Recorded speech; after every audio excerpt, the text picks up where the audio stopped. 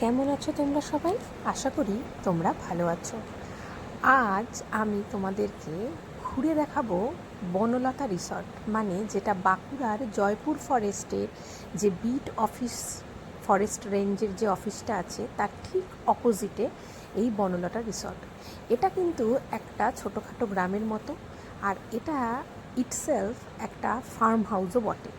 মানে এখানে কিন্তু মোটামুটি বেশ অনেকজনকে নিয়ে পিকনিক করা বা কোনো বড় ডেস্টিনেশন ওয়েডিং বা ডেস্টিনেশন কোনো পার্টি অ্যারেঞ্জ করলে এই জায়গাটা কিন্তু বেস্ট জায়গা। কলকাতা থেকে মাত্র 3.5 ঘন্টার দূরত্বে এই বাঁকুড়ার জয়পুর ফরেস্টের স্টার্টিংয়েই এই বনলতা রিসর্ট কিন্তু আপনার মতো যারা খুব বেশি ভালোবাসে ঘুরতে তাদের জন্য একটা উইকেন্ড ডেস্টিনেশন এবং মাস্ট রেকমেন্ডেড।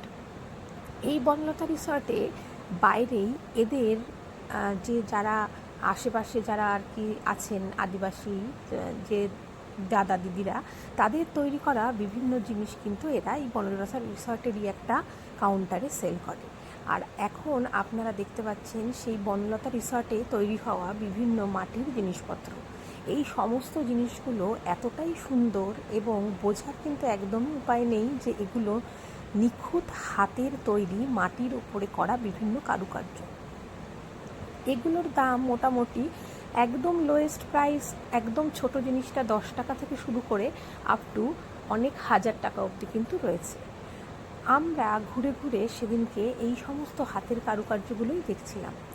আর হ্যাঁ, বলে রাখি এই প্রসঙ্গে, আমরা বনলতা গেছিলাম রবিবার, মানে যেই সময় কলকাতায় প্রচণ্ড বৃষ্টি হচ্ছিল, আর ঠিক পরের দিন সোমবার ছিল রাখি বন্ধন। আপনারা অলরেডি আগের ব্লগে দেখেছেন যে আমরা কিন্তু সোমবারের রাখি বন্ধনের ভিডিও অলরেডি আমাদের এই চ্যানেলে আপলোড করে দিয়েছি। সেটা যদি না দেখে থাকেন তো সেটা অবশ্যই আমাদের চ্যানেলে গিয়ে দেখে আসবেন। আমি কিন্তু লিঙ্কটা ডেসক্রিপশন বক্সেও দিয়ে দেবো। আর এই বনলতা রিসর্টে আসার কারণ হলো, যেহেতু সোমবারটা প্রথম সপ্তাহের ছুটি পাওয়া গেছে, তো তাই ফ্যামিলি আর আমার মেয়েদেরকে নিয়ে আর আমার মা বাবাকে নিয়ে কিন্তু আমরা একদিনের জন্য একটু রেস্ট নেওয়ার কথা ভেবেই এই কলকাতার খুব কাছের ডেস্টিনেশন এই বনলতাতে এসেছি। এই বনলতার সমস্ত ডিটেলস আমি আমার ডেসক্রিপশন বক্সে দিয়ে দেবো। আপনারা যদি চান তাহলে আপনারা কন্ট্যাক্ট করে নিতে পারেন। আর এই বনলতাতে থাকতে হলে এখানে কীরকম কী রেঞ্জ সেটা কিন্তু আপনারা এখানে ফোন করে জেনে নিতে পারেন।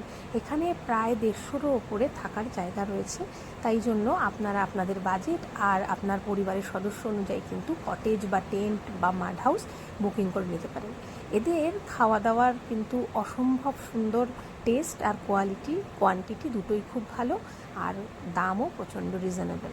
তাই আর দেরি না করে কলকাতা থেকে উইকেন্ড ডেস্টিনেশনে যেতে হলে অবশ্যই বনলতাকে আপনি আপনার প্রায়োরিটি লিস্টের প্রথমে রাখতেই পারেন। কেমন লাগছে আমাদের সিস্টার্স ভাই উইথ মমের ব্লগগুলো অবশ্যই কমেন্ট করে জানান। পরের ব্লগে আবার দেখা হবে আপনাদের সাথে। ভালো থাকবেন সবাই।